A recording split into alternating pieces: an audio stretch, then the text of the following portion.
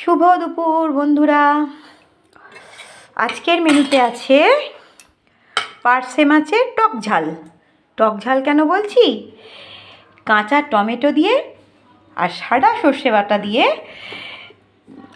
আর ধনেপাতা, এই সামান্য কয়েকটা ইনগ্রিডিয়েন্টস দিয়ে এই পার্শে মাছের ঝালটা করেছি।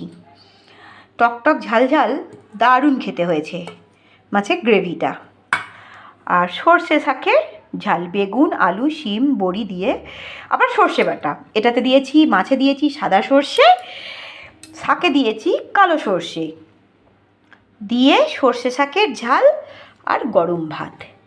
এই হলো আজকের আমার রেসিপি। তোমাদের ভালো লাগলে অবশ্যই লাইক, কমেন্ট, শেয়ার করো প্লিজ। আর একটা কথা বলি, সর্ষে শাকের ঝাল মানে আমি অনেক দিন আগে খেয়েছিলাম। অনেক দিন আগে বলতে আমার তখন বিয়ে হয়নি, মা করেছিল।